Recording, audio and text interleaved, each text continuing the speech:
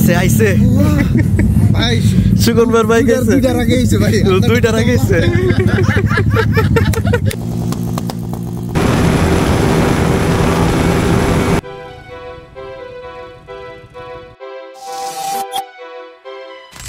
So hey, welcome back once again on Red's Life.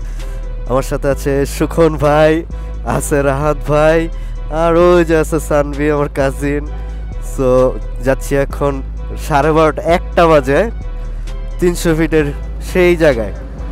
Usually রাতে এভাবে আসা হয় না, আজকে আসলাম একটু শীতের ফিল নিতে।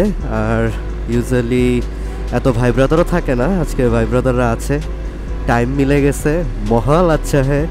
সো তাই বেরোয় গেলাম, 1টা বাজে এখন।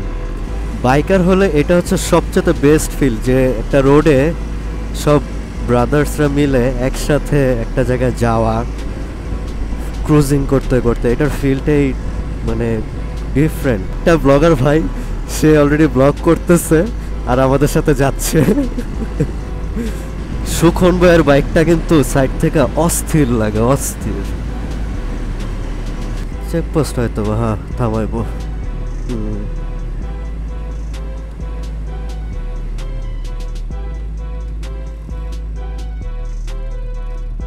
দাঁড়াই, সো চেকপোস্টে দাঁড়া করাইলো, বুঝা যায় না এটা ঠিক না। আপনারা আসেন দেখি তো সেফ ফিল করি না, তো সেফ ফিল করতাম না।